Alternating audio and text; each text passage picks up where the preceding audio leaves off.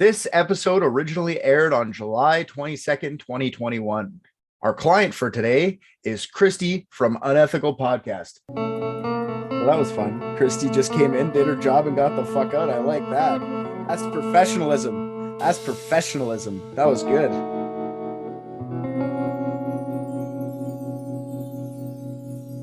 I am here to ask you guys to do me a huge favor because I was completely slack and I didn't get Celeste a birthday present.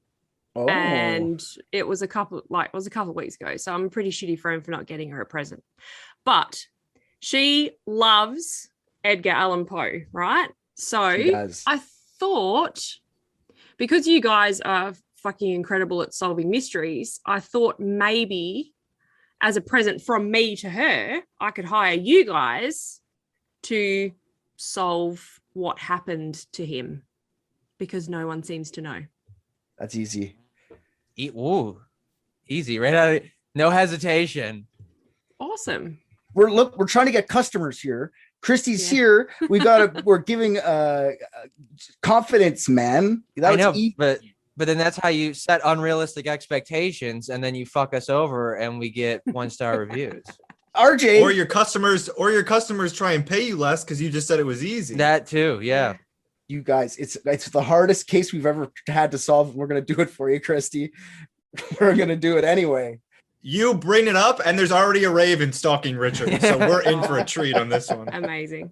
I do have to preface though that you will be getting paid in dollary dues. Is that okay? God damn it. I don't have a fucking kangaroo jacks around my goddamn house, so no, but maybe I guess we'll have to take it, I guess. Yeah. I've been short on wombats, so as long as I can purchase those. No shortage over here. Okay, well, let me know how you go, guys. And make sure you call me back because you didn't call Tally back last time and she was pissed. And she didn't even know what she'd originally asked you to do. So, but she was still angry that you didn't call her back. So that Bree person was also pissed. Yes. So I don't want the wrath of the girls on me. So you need to give me a buzz back when you think you've done it. Well, in Richard's words, easy. I believe in you, RJ. I'm not too Thank sure. you. About Richard. Oh my God. Hey, I already told you RJ's my favorite. He's like my... Oh, fuck me. Holy shit. I love throwing Richard under the bus, but man, I just got raked through the coals on that one. Awesome. All right. Well, I'm going to leave you, this very smart gentleman, to solve this for me. And give me a buzz when you're done and we'll have a chat. Thanks, Kristy. You're the best. Have fun. Okay, bye. An elite team of private detectives. What if balloons are aliens? Maybe that's the key component we're missing. Cover-ups. John's guilty. Mysteries that need to be solved. Maybe Mormons need mountains. Richard, shut up. But to know how a man died, guys, we have to know how he lived. Is it usually sequential like that? I would imagine in a very cold, dark room. He just seems like a very sad person to me. Yeah. Well, I'm going to go give you a little bit of a rip through of his life so you can have maybe understanding of the theory. So we're going to go through this quickly. It'll clear up some muddy water for later on in the show. Okay. So he was born in Boston, Massachusetts in 1809. So this is Victorian era, stinky people. Yeah, he was named Edgar after Shakespeare in King Lear, the character in King Lear, because both of his parents were actors. Can you tell? He's a dramatic character in not mine, yours. Do you guys learn about Edgar Allan Poe in school? Yeah. Yeah. He's like an American Idol. He's like, you learn about him and then Ryan Seacrest. This is awesome because I'm a Canadian and I knew nothing about him. So you guys can correct me at points. This will be good. I went through a lot to do this because I know nothing about it. This is interesting that they teach about him. So yeah, correct me where I'm wrong on this dumb shit here. So yeah, both his parents were actors, but he didn't really get to know them because they died early in his life. Like his dad left him anyways when he was 1. And his mom, she died of tuberculosis when he was 3. He didn't do it. No, Give she him a didn't break. do it. Yeah, give him a break. We're giving him a break. Do you guys know anything about tuberculosis? And that the reason I'm asking this is it comes up a lot, like way too much. I learned everything I know about it from playing Red Dead Redemption 2. I think it was a really big deal, right? Yeah, it's still around. It's from ancient times though. It's like old. It's like one of the oldest diseases humans have. Are you going to explain what happens when you get tuberculosis? Because I feel like I've heard about it, but I yeah, couldn't it's a tell you. lung disease, like a lung infection kind of thing. And you cough up blood, you get tired, you lose a bunch of weight. It used to be called consumption back in those days. Yeah. It's highly, highly contagious. Very contagious. Like you cough on, it's airborne and it's deadly. Like half the people that get it die for sure. The other half live a shitty life until they die. Like it's not. Yeah, some of the treatment back then was to move somewhere dry. Like seriously, like just go out in the desert and maybe live for another year. Yeah, it's rough. Yeah, so it's been around forever, but people knew how to treat it by just fucking isolating people. So after his mom's death, toddler Edgar was separated from his brother William and his sister Rosalie to go live in Richmond, Virginia with a merchant and his wife, John and Frances Allan. They let him keep the name Edgar Poe, but they just slammed like the Allan in between, and they never like adopted him. They just threw Allan in between. They're like, you're ours now. So did Allan become his middle name, or was that like the first last name? Like, did they just fuck his family over and say, nah, we're first? Yeah, I think it's the first. I don't know if they fucked his family over by any means, but they just put it there. That was their way of, like I said, they didn't adopt him. So they just threw the middle name in there. That's it, which I find really weird. But anyway, so they did that. Him and what was her name? Frances, Edgar and Frances, they formed a tight bond, but John and Edgar did not. They butted heads this whole life. By the age of 13, he was already a prolific poet, Edgar Allan Poe, believe it or not. His dreams are often stifled by the head of the household, John Allan, as Allan didn't see a future in poetry. He wanted Edgar to be a good, upstanding citizen and get into the tobacco / slave business like him. He was a slaver, so he was very upset about his poem. Why don't you grow up and take people captive, Edgar? All right. This fluffer tree you're bringing here is not paying the bills. What are you gonna write? Sell people. But he wasn't even interested, and not even at a young age.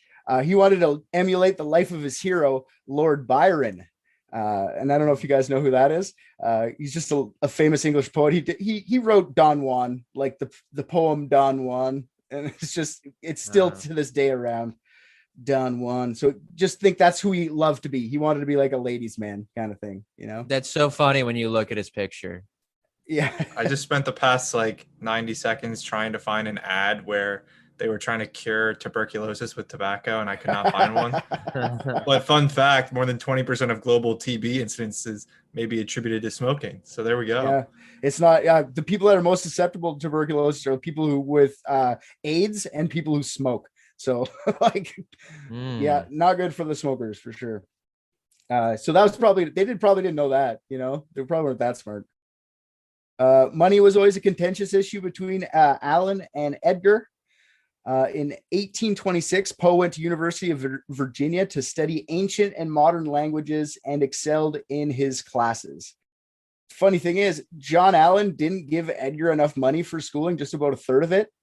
And so to make up for it, Poe just gambled to get the difference. That's what he did. He decided gambling's a great idea, which, as you guessed it, solves all his problems. And it didn't. I thought you were about to say he like hit big. No, and that's about to be a respect moment. No. By the time he was done his first semester, he had to burn his furniture to keep warm. That's how poor he was. I feel like there's so many other things you could burn first. I'm just wait a minute.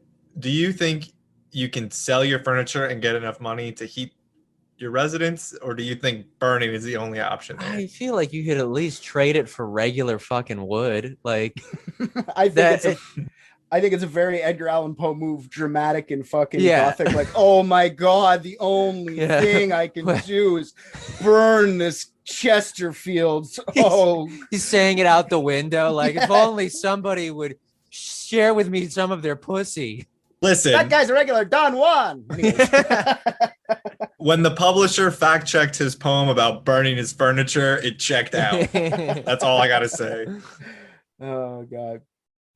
So he couldn't pay tuition and he returned home to Virginia to more bad news. Actually, before he left for college, he actually got engaged, and his fiance was now engaged to somebody else, Alexander Shelton. He's a businessman from a well-to-do Virginian family. So his girlfriend left him too. This is sad.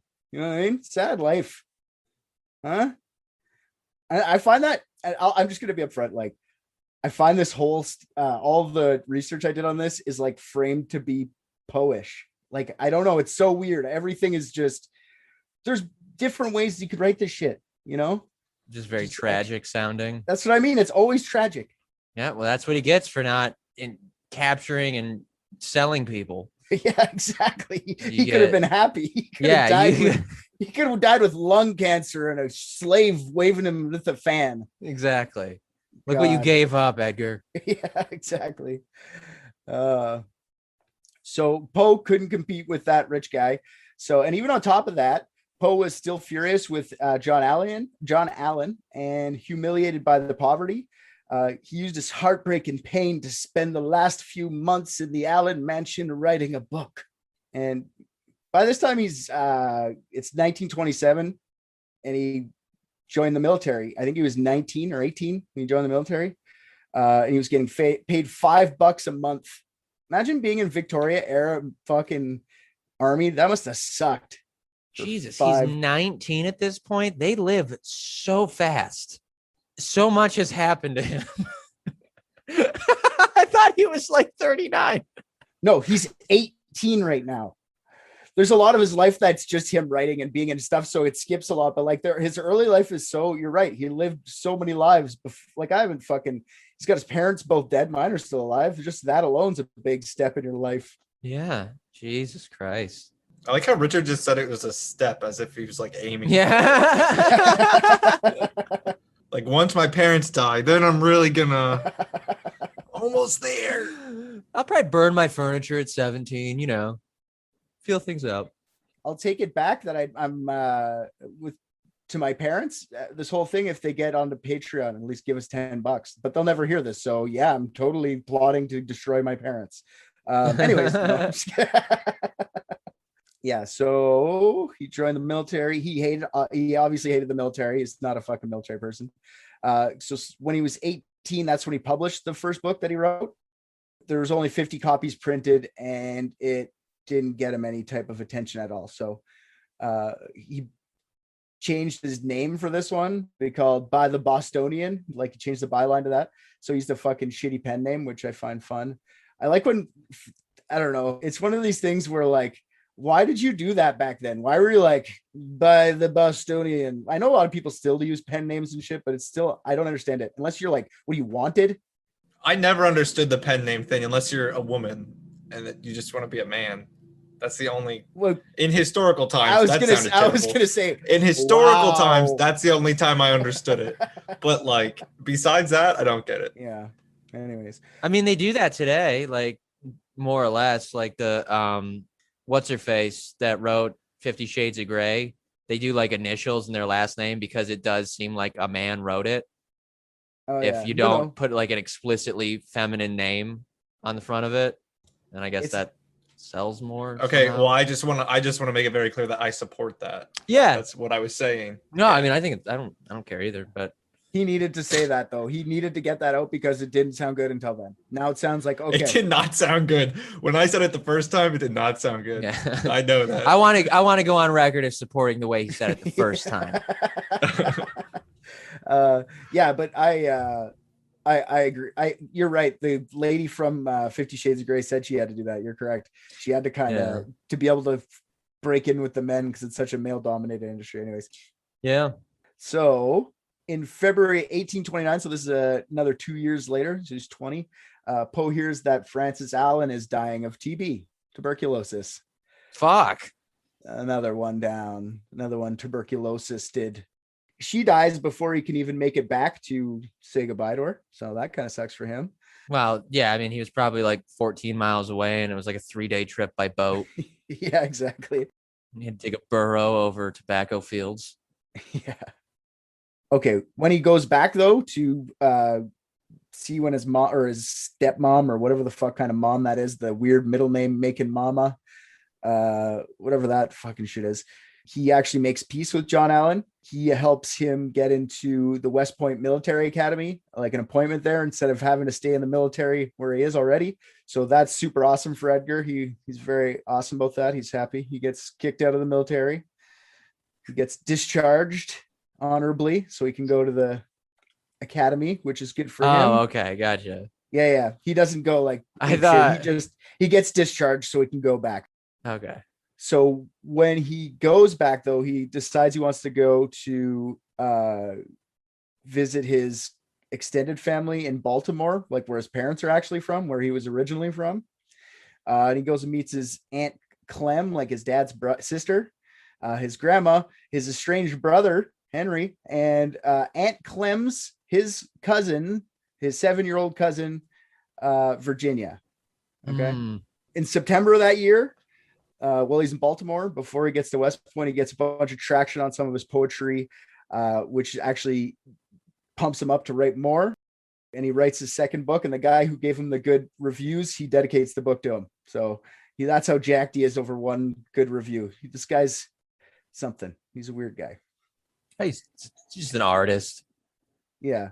No, for sure. He's just manic. He's crazy. He's just all over the place. Edgar Allan Poe forsook slaving as a business for his art. Imagine if he did turn his back on art. What if Edgar Allan Poe made it so that we still had slaves today? I'm hurt by this, but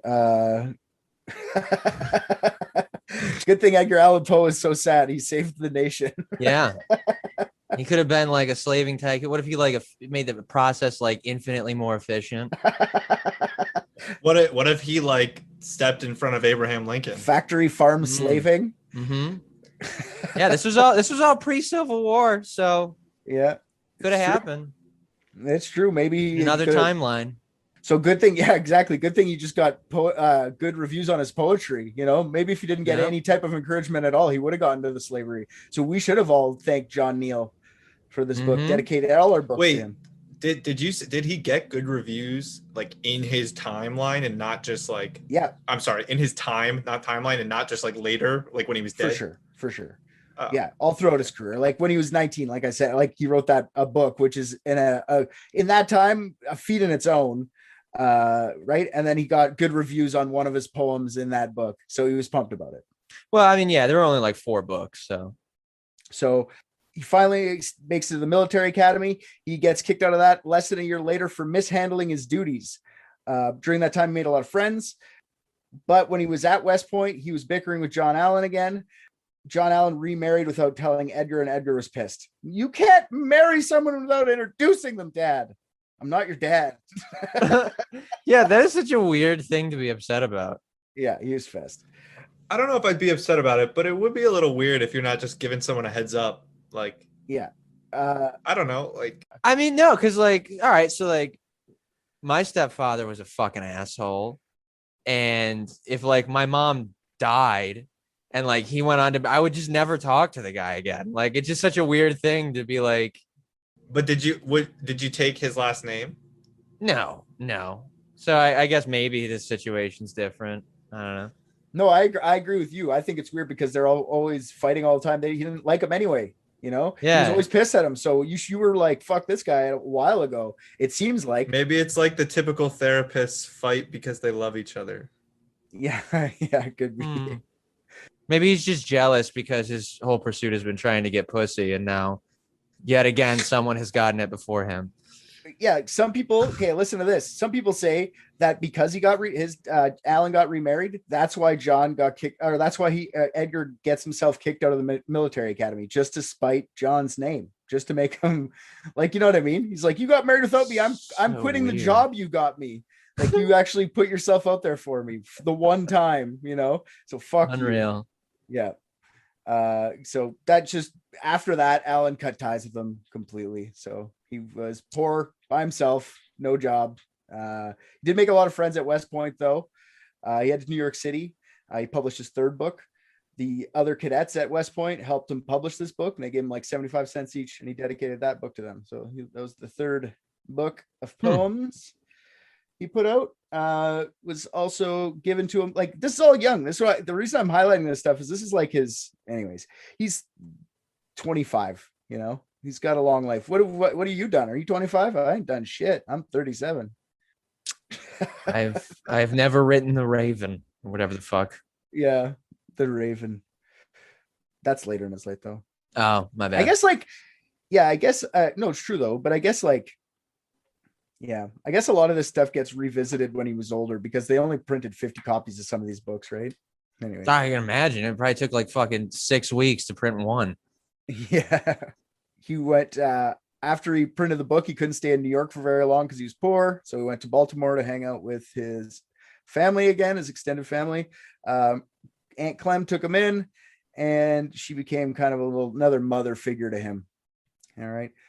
So Edgar's first cousin, I'm going to say that again, first cousin, Virginia, who is now 9 or 10 at this point.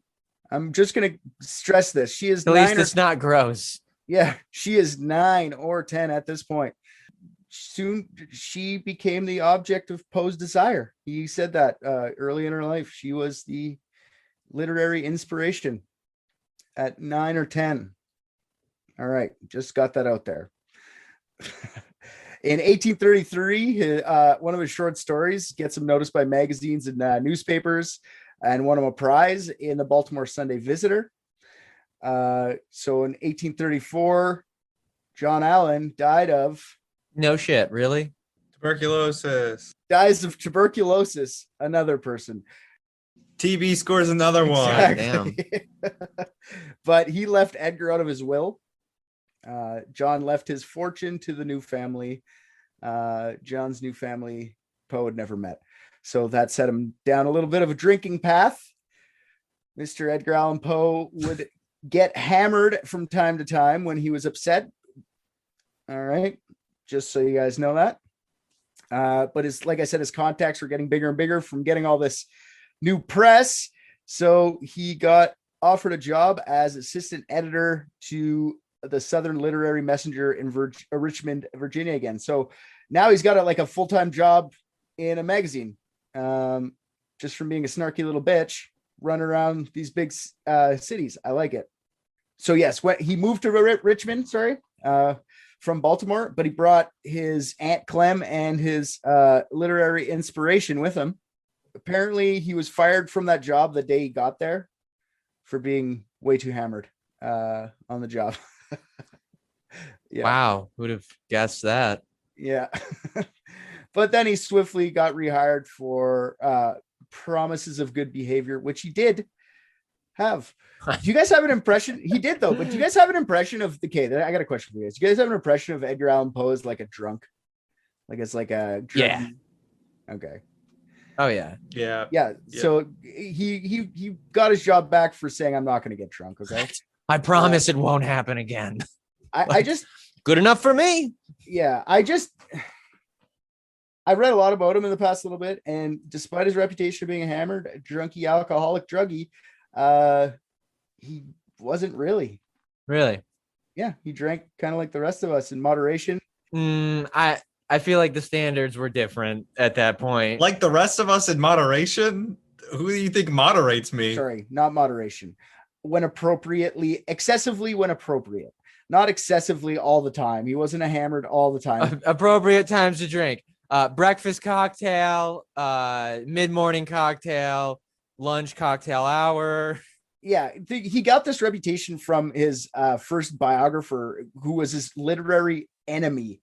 He wrote his fucking his biography and made him sound like a fucking asshole, but it's all been disproven. He's not as much of a debaucher. Well, vodka kills TB, so he was just doing it because he didn't want to be a victim. Hal was traumatized.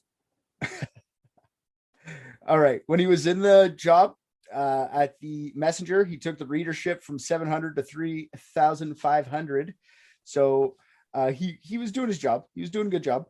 But he also had a reputation of being a ruthless critic, and he wouldn't be shy to critique even the more famous and well-loved authors and writers of the time.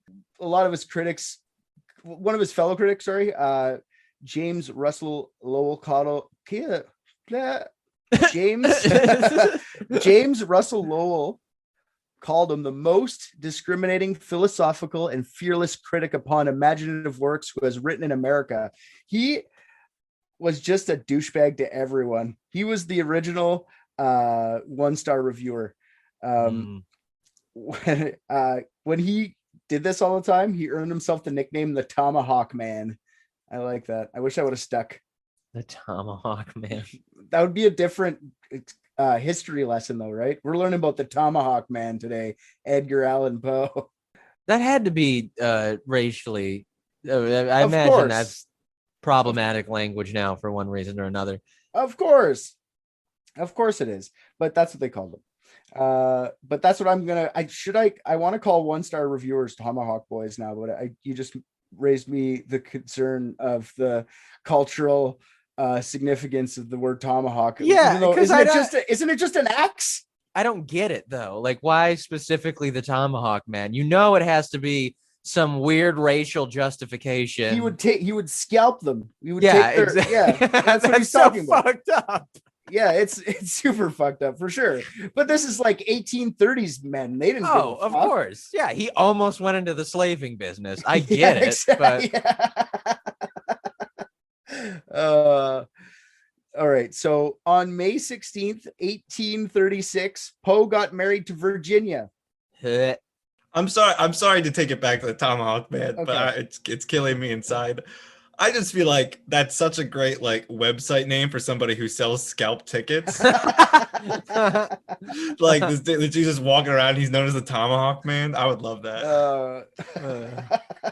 Yeah, you go find scalp tickets online on tomahawkman.com. I like it.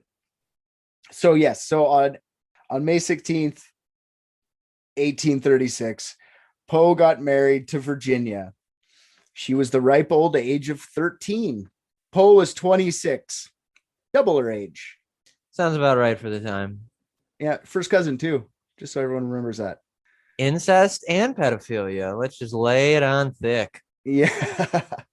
What I wanted to remark here, though, is I wrote, never forget while 2021 sucks, at least people don't marry their 13-year-old cousins anymore. I don't know about that. I'm talking to Americans, so maybe that's not correct. They worldwide, baby. It's not just America. That where was it? I think France only just made it illegal in, I think within several, I don't remember exactly when, but all of a sudden it's not legal to marry children. Pedophilia, where were we?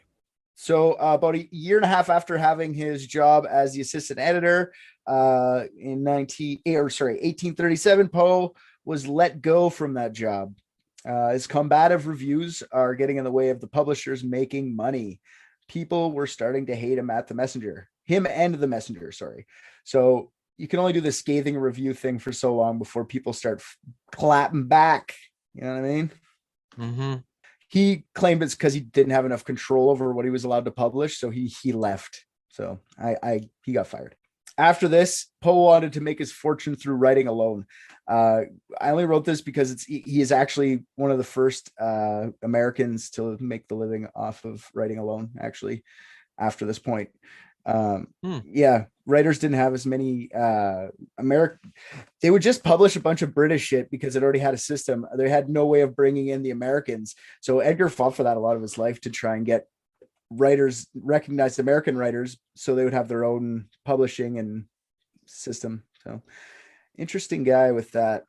So between 1837 and 1842, he went from New York, Philly, working at various magazines. He got some low-level fame because of this stuff. Because like people who wrote in magazines and stuff were like they were rock stars more than they are now, right? Everybody read the paper and read the magazines and stuff. So he was getting kind of rock star status from that stuff.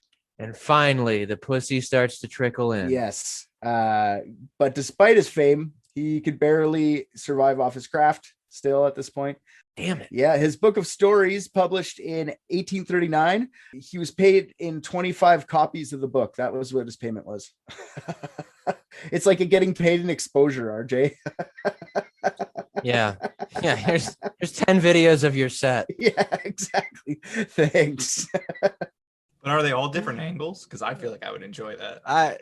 In 1842, while playing piano and singing in their house, Virginia was first starting to show signs of consumption, tuberculosis. God, dude, it's Edgar Allan Poe at this point. Yeah, exactly. So this is, he went into a nice long drunk about this one too, a long and belligerent one. Another person dying of consumption in his family, you see. It's normal at this point, right? And it is normal. If your child bride gets TB, you drink, all right? That's like a rule. Yeah, you can't like touch her. Not that you should be anyways, but Wait, is that the rule? If your child wife gets tuberculosis, TB, you can drink? Yeah, I think so.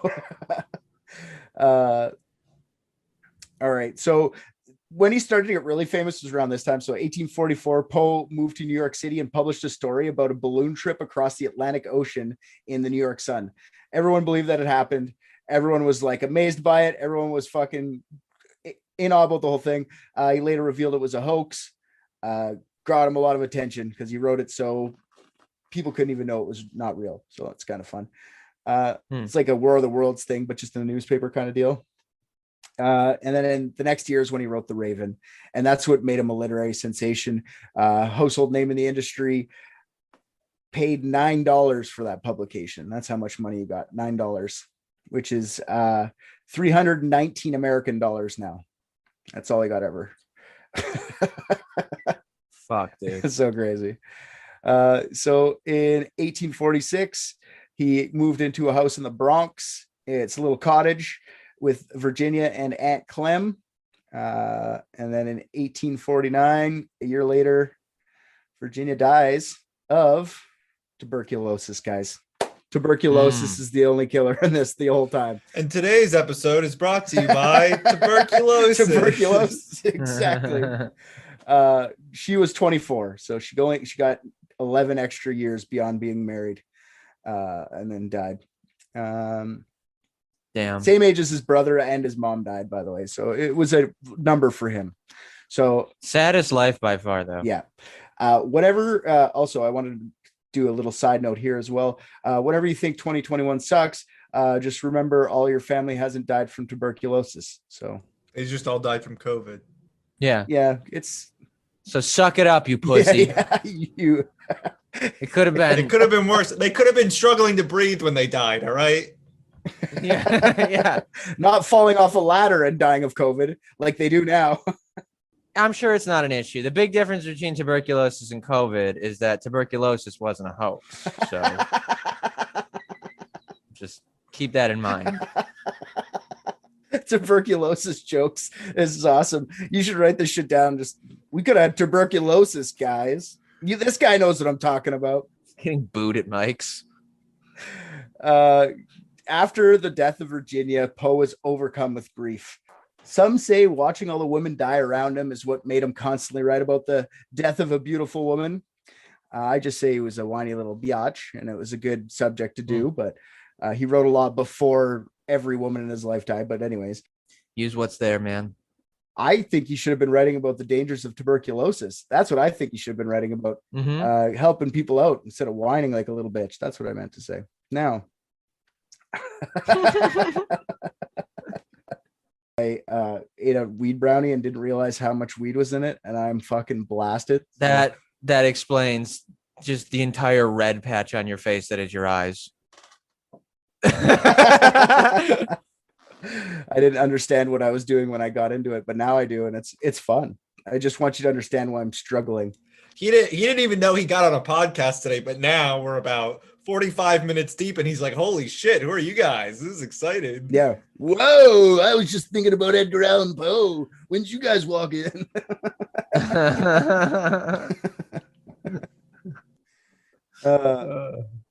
All right, so wife dies. Now he decides to go on a lecture tour across America. This is just after when he starts fighting for the changes in the publication stuff for America. He's starting to fight for more wages. He wants to get paid more for what he does. So he's going around America lecturing about his shit. And he's asking for lots more money, right? And he still fucking can't pay the bills. Like, these guys still won't pay him. It's crazy. Well, maybe if he was lecturing about something interesting instead of like, ladies and gentlemen, look, they're called 13-year-old young women, okay? Young women. You know what I'm talking about over there, sir. Yeah. Do you not? And she's like, no, I don't. Don't look at me. Don gets it. Virginia, go get us a cup of milk. Oh, Virginia died again. Damn it. All right. And he was back in Richmond doing one of his lectures, and he reacquainted himself with his childhood sweetheart, the girl he got engaged to, but she left him for another man.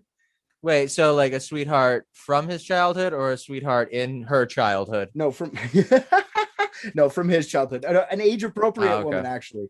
You got reacquainted with her, and that's Sarah Elmira Roster. She's now known as Elmira Shelton because she got married to that Shelton guy. He died a couple years earlier, and he left her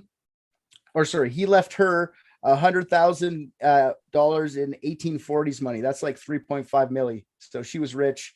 I don't know if that was damn. Yeah, I don't know if that was a motivation, because usually he liked them young. It's either he likes them young or he likes them rich. I don't know. Maybe that's what it is. Yeah, I mean, yeah, dude, just all he ever wanted was pussy and money, and yeah, here this falls into his lap. But he's such a dramatic too. He probably actually was like, "You were the original love of my life," and actually like thought he meant it. You know what I mean? Like, he's just that guy. Mm-hmm.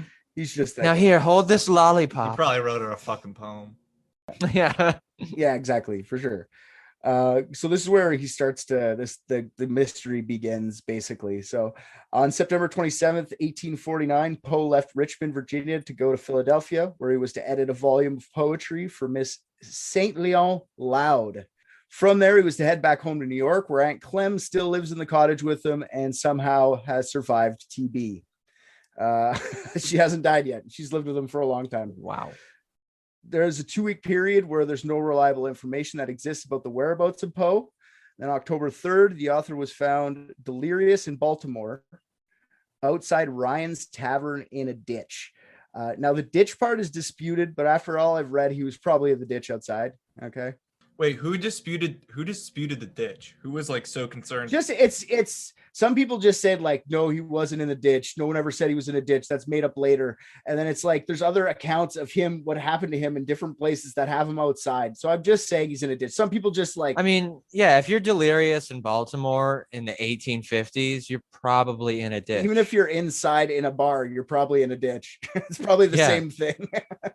The entire city was probably a fucking ditch. It still is. Fucking sick Baltimore burn, man. I love that place. Driving there is a fucking nightmare. Okay. I've never been to Baltimore, but I trust you on I it. drive through it all the time. It is a nightmare. Mm-hmm. Those people are fucking batty.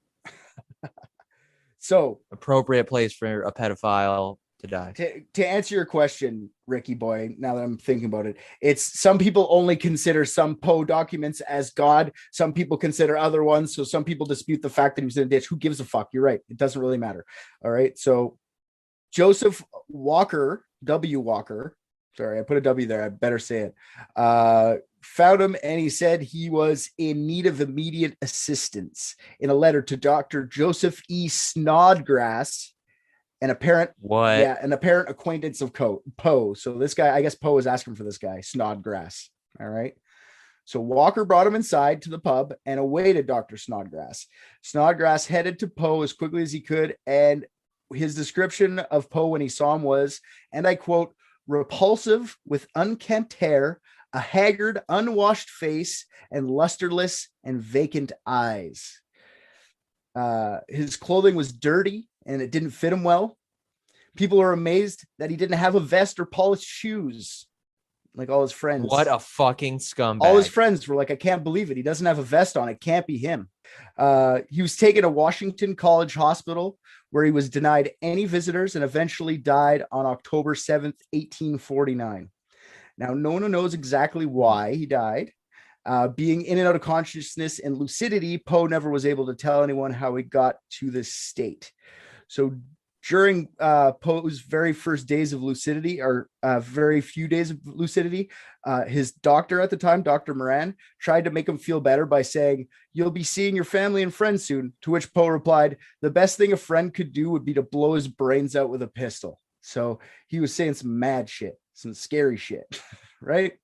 On the fourth night, for no reason, he started to call out the name Reynolds loudly, and to disrupt, it would disrupt everyone at night.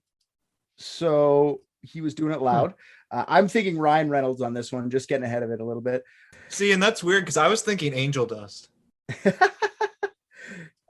His last words were a simple prayer: "Lord, help my poor soul."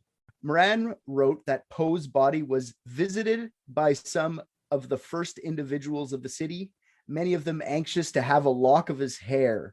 So the day he died, he let in a bunch of rich fucks go take hair from him. The doctor did. That's crazy that people. Why did he only get paid $300 for his best fucking book? Exactly. That's absurd. It's outrageous. You're only worth this, but when you die, I want a piece of it. Exactly. It's so creepy. And even his buddy Snodgrass grabs some hair. Well, I mean, what was he gonna do? Just let everyone else take it? It was his friend. Yeah, if you're in a room and there's 9 people grabbing some dude's hair, you grab a piece, right? Like, Yeah, I mean, like even if it didn't occur to me, I'm seeing it happen. I'm not just gonna leave an opportunity sitting on the table. Yeah. It's so true. I didn't even think of it that way. And Snodgrass, actually, his hair's in the Poe Museum, so he probably felt guilty for having it and said, "Oh, donate this to the museum." The other ones probably just hold it and they give it to their granddaughter now. It's like, this is Edgar Allan Poe's hair. So most of the information about his condition in the last couple of days there comes from Dr. Moran. His credibility has been questioned over the years because of the retelling of the stories in the years after Poe dies.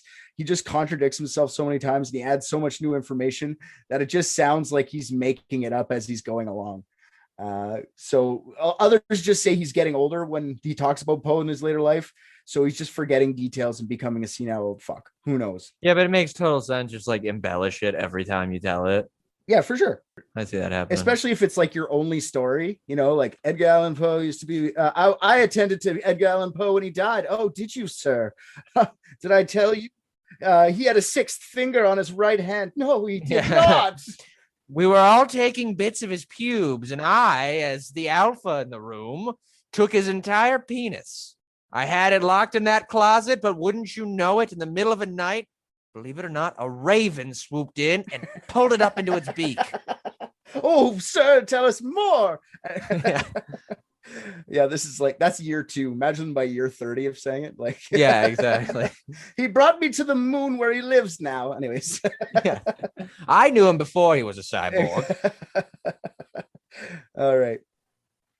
So there's 9 theories as to the cause of his death. So I'll just go, we'll get ripped through them here, and then we'll decide at the end. All right, guys. So first one is what's on his death certificate, which is congestion of the brain. This was just a euphemism for alcoholism back in the day. That's all it was. You died of alcohol poisoning. Of course it is. Fuck. That's a good one.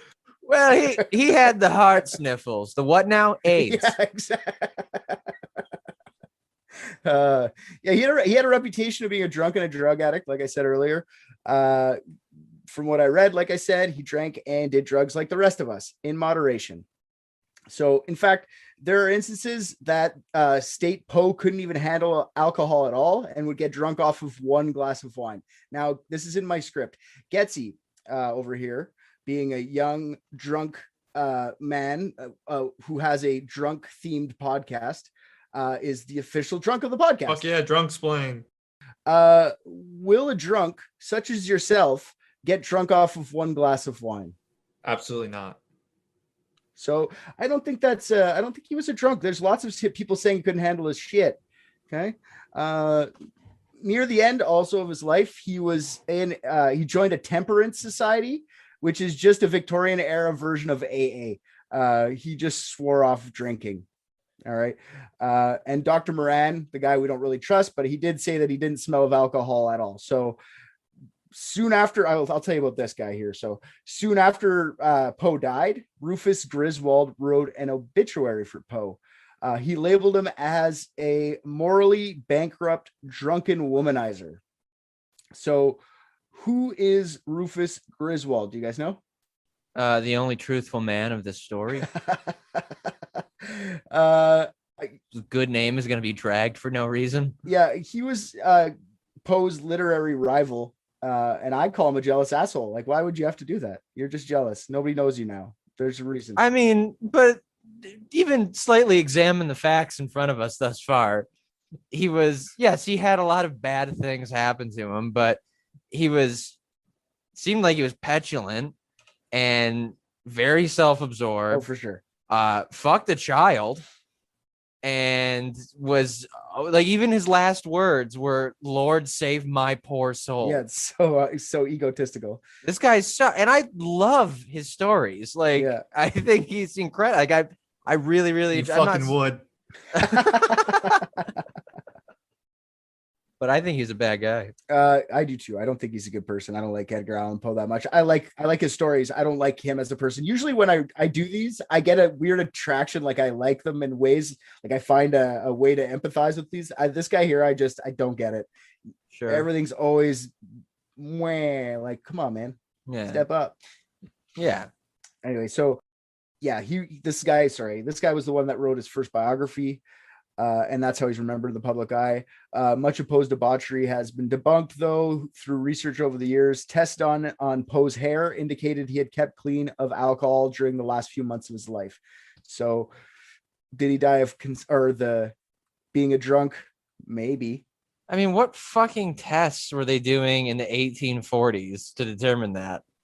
Was like getting like a homeless man to suck on it? Like, so one of the locks someone took out. Here, Jerry, put this in your mouth. They did tests in 2010 of his hair. Well, I guess maybe. Well, I'll tell you what. If alcohol was still in his hair in 2010, that's some impressive fucking alcohol. And send me some.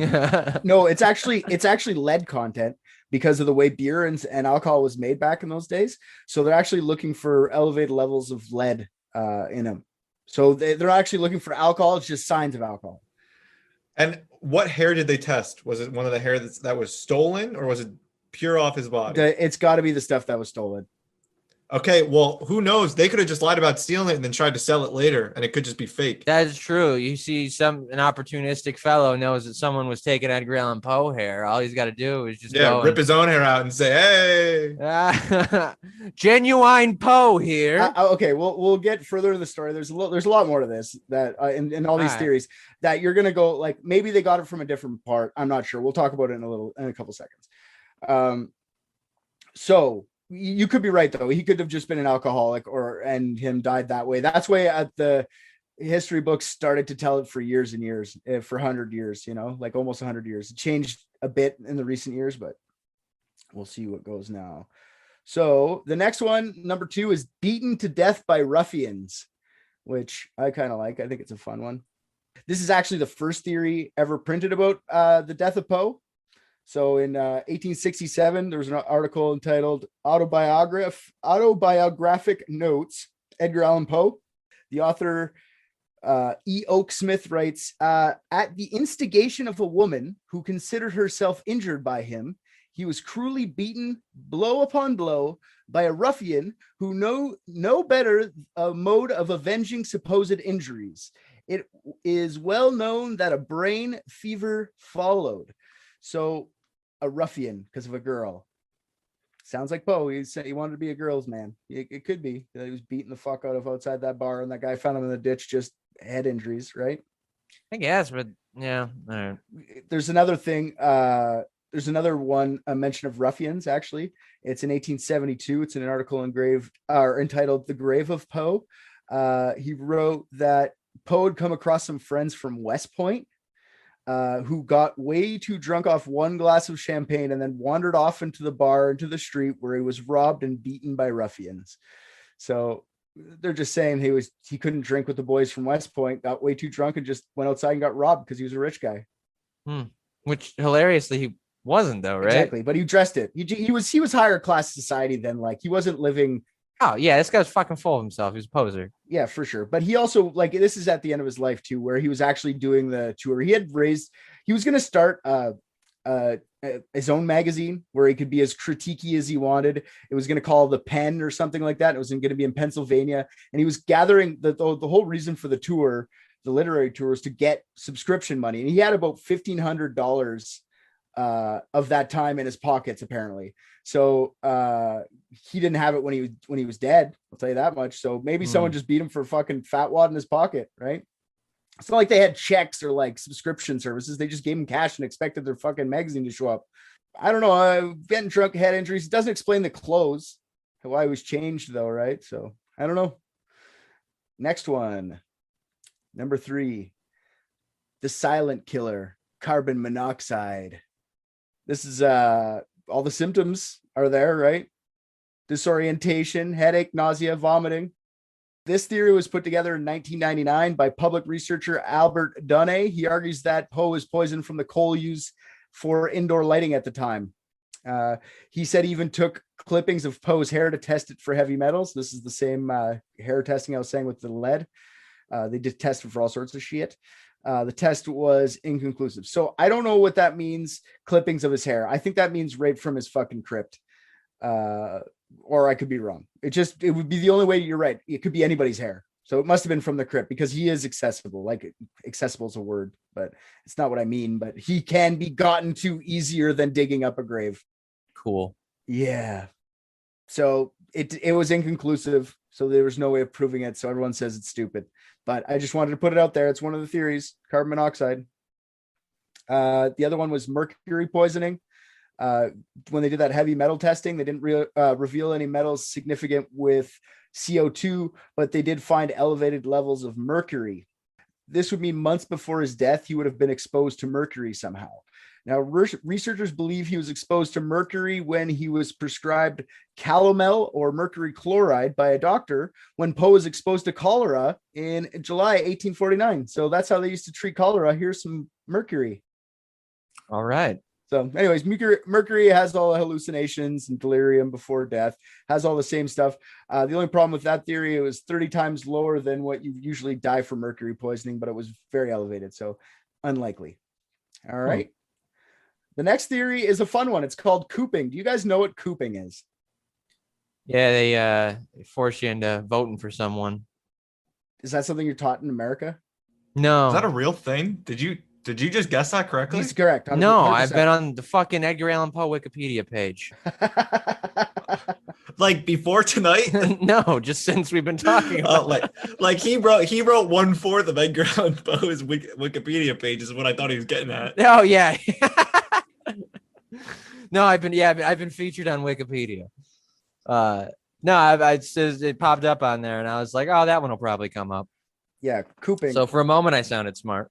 Yeah, no. So you were 100% right, RJ. Cooping was the practice in the mid-19th century where practiced gangs would kidnap an unsuspecting victim, drug them, disguise them, and force them to vote for a specific candidate multiple times with multiple disguises.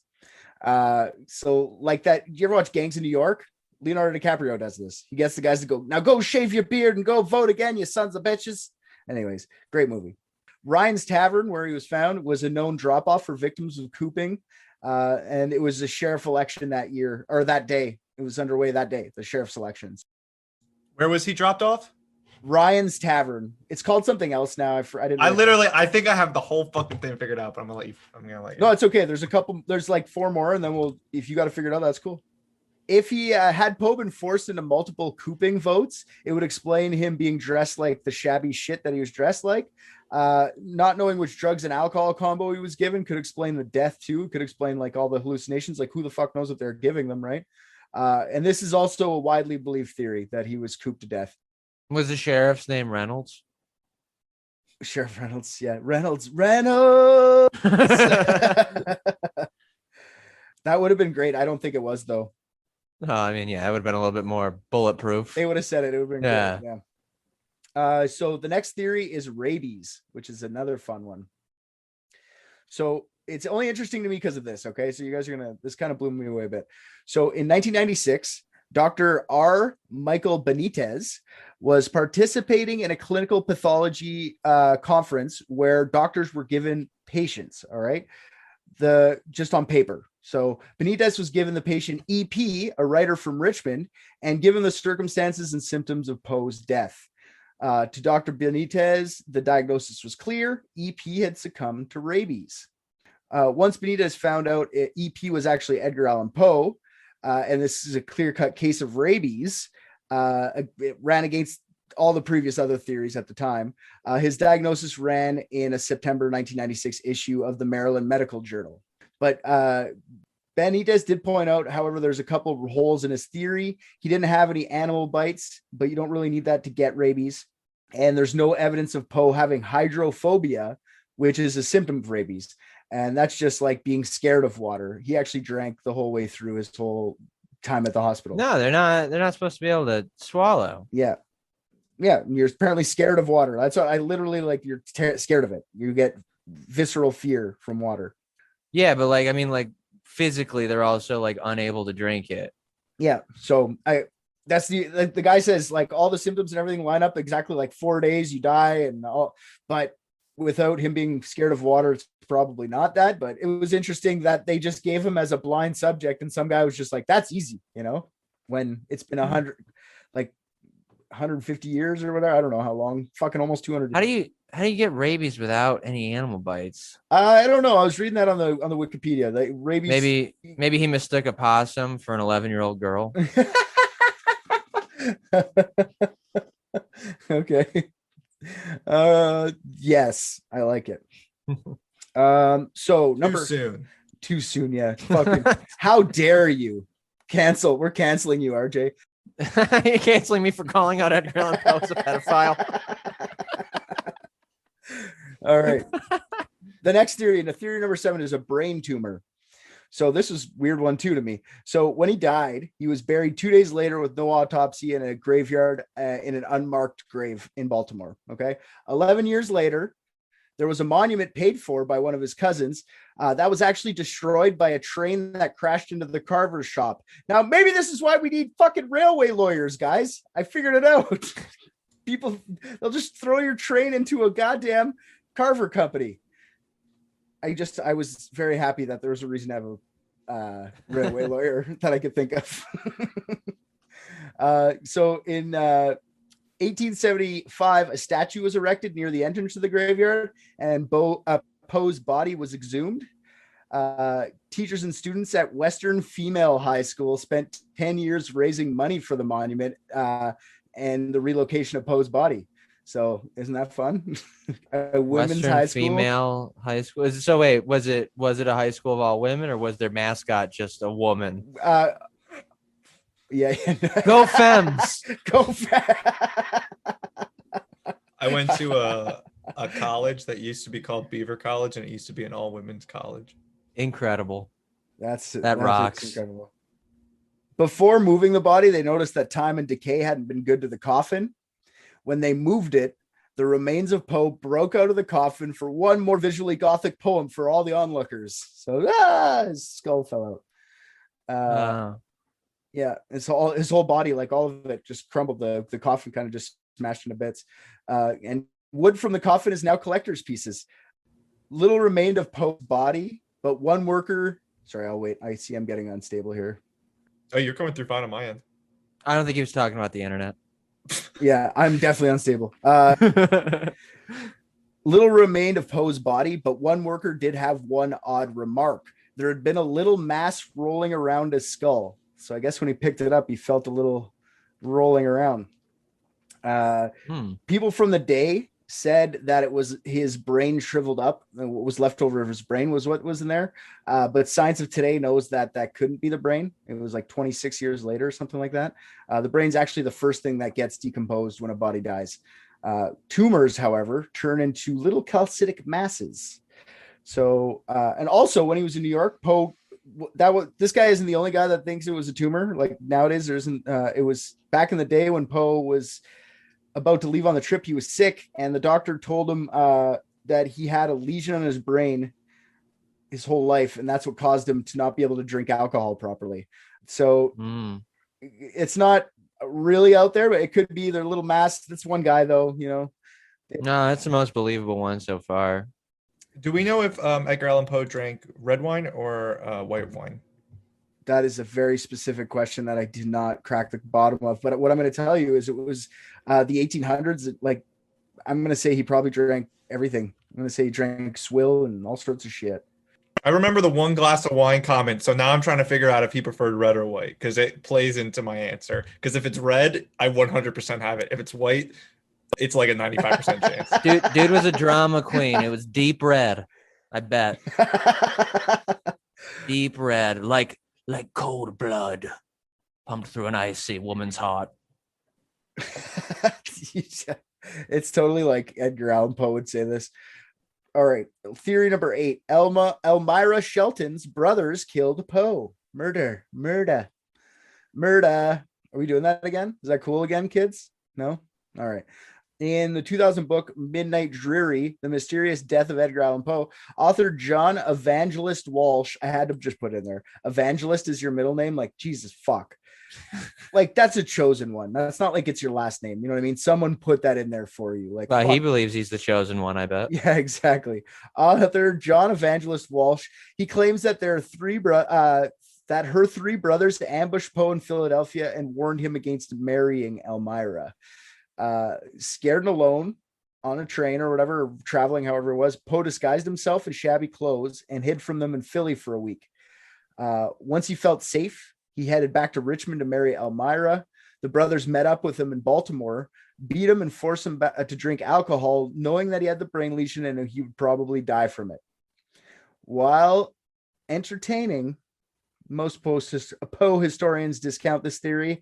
It accounts for the missing time, but that's just it. Like, nothing else makes sense in the whole thing. Yeah, it's too many steps.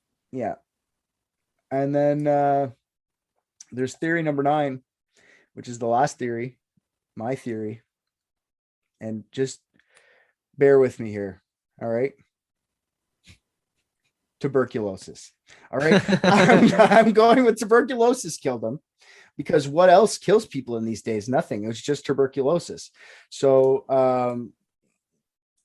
everyone died there. All of his symptoms could be attributed to eating magic mushrooms. So he just ate magic mushrooms and died of tuberculosis. That's my theory at the end. Intelligent and well thought out. Thank you, sir. I spent 2 weeks researching this, and that's the best I could come up with. So I'm curious what Rick's got. All right. He's burning. All right. This is going to be a long one, so hang in there.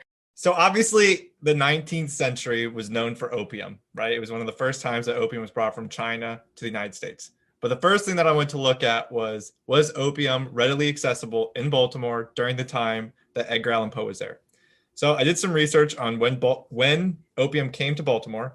Not only was it there during the time of Edgar Allan Poe, but Edgar Allan Poe died in a hospital exactly 1.9 miles from the famous O'Donnell Square that was named after Captain John O'Donnell, who was the very first merchant to bring opium from the Chinese city of Canton to Baltimore. Okay, so step one, we know that opium existed in Baltimore. Oh my God. Okay, next thing that I wanted to look at was, did the symptoms match up with, I didn't listen the first time that you said the symptoms, but I looked up, did the symptoms of opium overdose match with that of carbon monoxide poisoning? Every single one that's on the carbon monoxide list is on opium overdose. Anyone that wants to fact check me, you can look those up. If Google lied to me, that's on Google. That's not on me, but all of them are on the list. All right. Next, I Googled what was Edgar Allan Poe's favorite wine. There was a story where he specifically talked about it. It is a Chateau Margaux wine. That is a red wine. You can also Google that, but trust me on that. That is a red wine.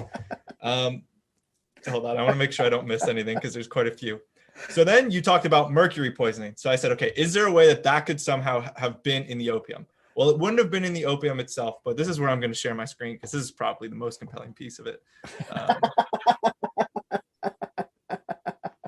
You should see him unraveling the pin board behind him with all the he's finally getting to show what he has on that board behind him. Laudanum. Okay. So this is where I discovered something called laudanum. Okay, so laudanum is a tincture. A tincture, which I also didn't know, is apparently just any extract of plant or animal material dissolved in ethanol, usually alcohol.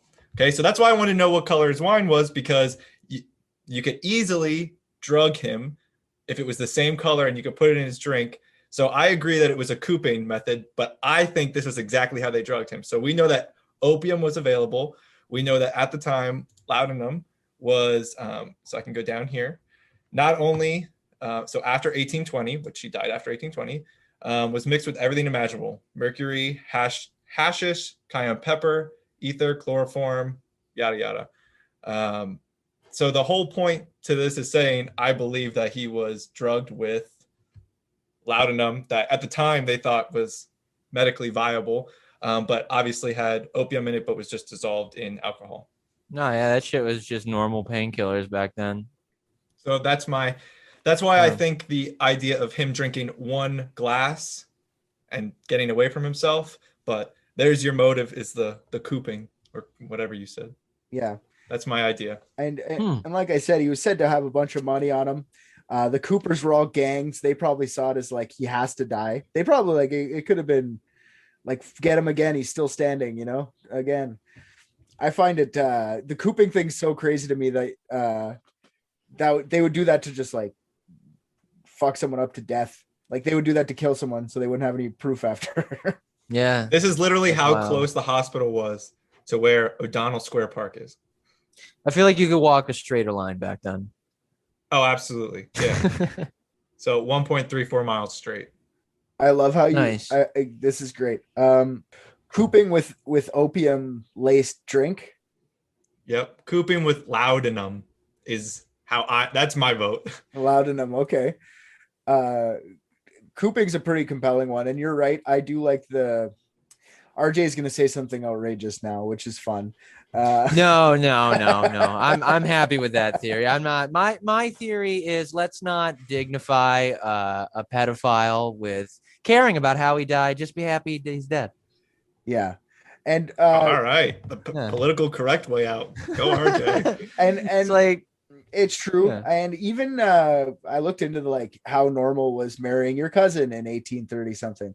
How normal was it to marry your 13-year-old person in those days? And it was less weird to marry a 13-year-old than it was your cousin. Like he was actually more battered about the whole thing that it was his cousin than the fact that she was 13 at the time. He had family help him find a child bride. What a loser. Yeah, and he had to like write that she was 21.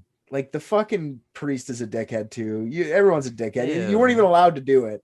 Yeah, and well, that's what I mean. I feel like it was just like a rich people thing. It was like, like all like the fucking like lower class people weren't like being assigned children to marry because they made so much money peeling potatoes or some shit. Yeah, no, like for sure. He would, if he had more money, he would have been an even worse guy. Oh, for sure. I'm sure. And there's a lot of like talk of him like womanizing a lot. And it's just none of it. It's all just hearsay. Well, I have no problem with that part. No, but I mean, who knows what he's like? There's not enough information for me to want to put it in there, but it's a known thing about him, right? But like, was he just smashing more 12-year-olds? That's why it's not a thing that's said a lot, Well, like it almost feels like he wasn't, but he was just like sad about it all the time. Like and somehow that's worse to me. I don't know. He just seemed like a piece of shit. Again, incredible storyteller, but yeah, it's like Lovecraft. I don't need to care about him as a person at all.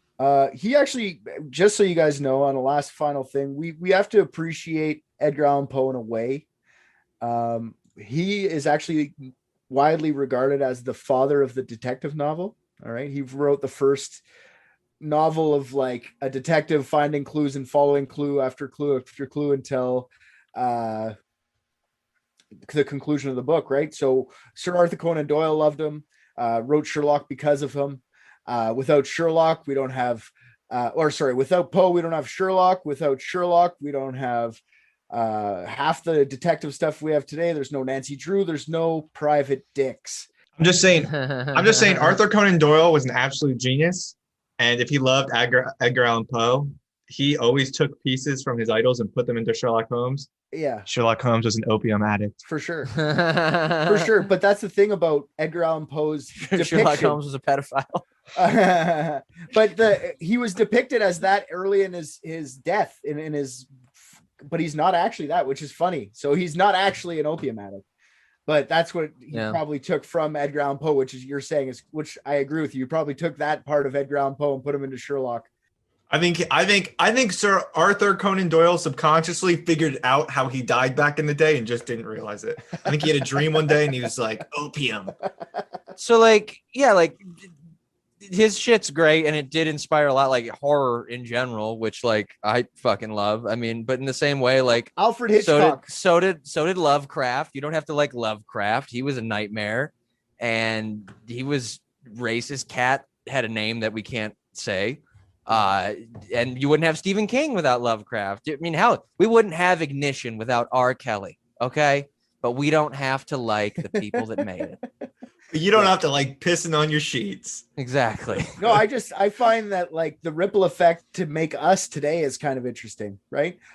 Sure. Edgar Allan Poe influenced this. Our great grandfather was a drunken pedophile. Yes. And whose wasn't? So. Oh, we figured it out. He was a pedophile. Oh, I'm sorry. That wasn't what we were figuring out. That was just a fact about him. Knew that. That's actually historical fact. That's historical fact. He was a pedophile. Just for the record. That's a shame. A regular Jerry Lee Lewis. Oh, gross. Seriously, same Great exact balls of fire. Jerry Lee Lewis did the exact same thing as Edgar Allan Poe in 1960. So he married his 13-year-old cousin. So the same exact thing. Rich white artists, man. Yeah. They didn't even try to hide their pedophilia back then. They do it now, just hide it more. Yeah, they pretend. That's why they go to pizza shops and do it in the basement. We all know that. That's why they all become priests. Mm-hmm. Or politicians. So, boys, what have you got for me? Well, step one, we figured out that it was cooping. If you know what cooping is. So one guy hovers over another guy and spreads his butt cheeks. Oh no, I'm sorry. That's a different thing. Wrong cooping. It means two things. Yeah. Go ahead, RJ. Rick. I'll let you explain cooping because you did such a great time. The first time. It's basically where people are paid to kidnap people and force them to vote multiple times under duress, and they'll have them change into different disguises or go to different locations and make them vote multiple times for the same individual. The whole time they drug them, and every time they get back, they make them have a drink. So they're basically trying to kill them so they don't have any witnesses. Mm-hmm. And the other cooping we can talk about later in a separate Zoom chat if you want. Yeah. You can call me later. We can have an R-rated chat together. Sounds good. Just us. So that led us down a path of trying to prove whether or not it was cooping. Well, first we wanted to look into whether it was opium use, and opium was definitely there. Okay. We also looked at the symptoms of opium overdose, and Edgar Allan Poe was definitely on that list. Okay. And then if they could have slipped him something. So I'm going to share my screen here so that you can see what I was looking at. Oh, yes. I know exactly what that is. Yep. You just know how Everyone do you pronounce knows. It's weird that you guys don't know what laudanum is. It's weird that I don't know what that is. Yeah. I was surprised that neither one of you had heard of that before. That was like literally just catch-all medicine in the 1800s. Yeah, no, I didn't know that. Yeah, pretty much. Okay. Yeah. We don't use it anymore. I would hope. No, we definitely don't. If you're fucking lame, you don't. But there was also mercury found in his system. So at the time, opium was often mixed with mercury and a bunch of other things like cayenne pepper.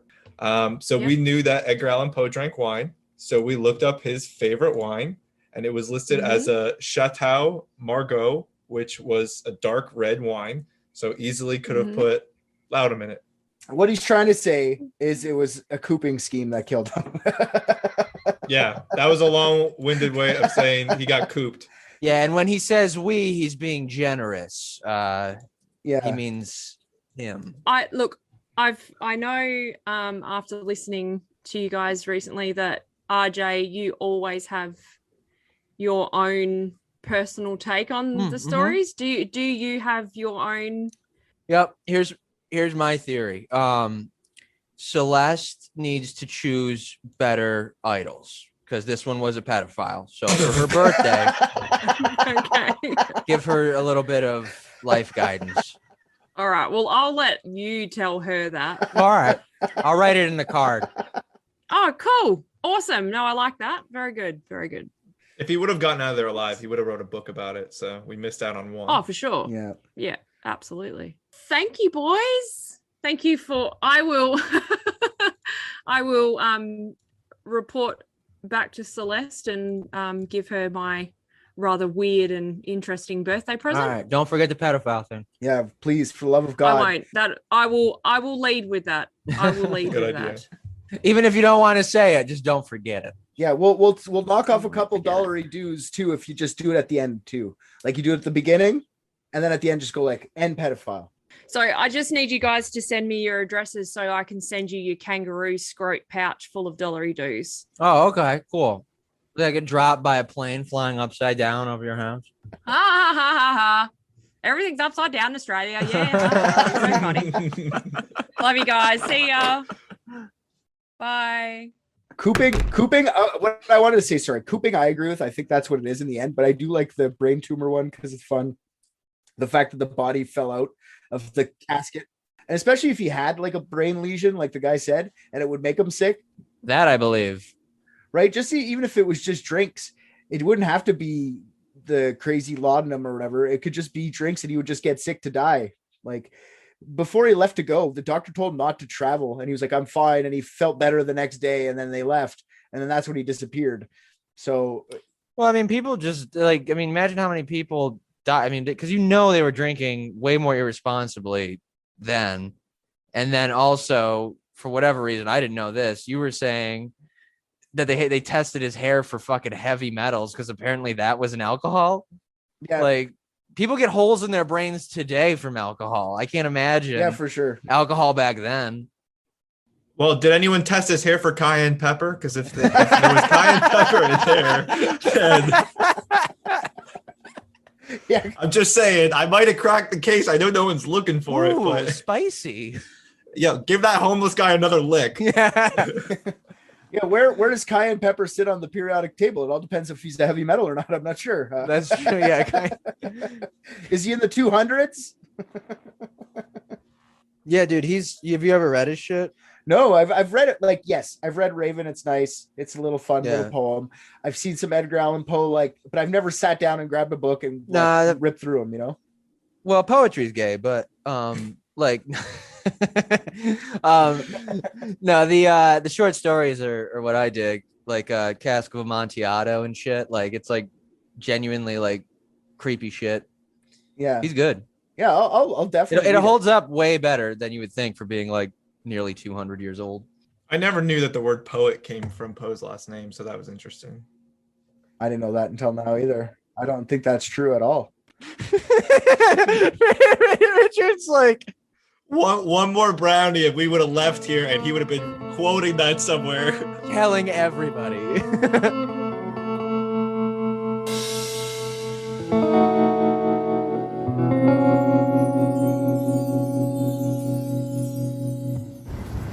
I just watched Private Dicks and I think RJ's the funniest. What? Come on. Hey there, all you private dickheads. That's probably not the name we're gonna stick with. Anyways, RJ here. I am here to tell you thank you for listening to another episode of Private Dicks. If you liked what you heard, go on Apple Podcasts, Spotify, anywhere they take your reviews, drop us 5 stars, say something nice. Also, what you just heard was from last season. If you want current episodes as they're dropped, head on over to patreon.com and search up Unethical Podcast. That's our mother podcast. I was not aware Private Dicks was a spin-off. I'm going to renegotiate my contract. On Patreon is a full 16-episode season more of Private Dicks, uncut videos of each episode, and many more things are getting added all the time. You can also find all of Unethical's content on there, so go listen to that. And if you're already a patron, fuck yeah, dude. You're the best.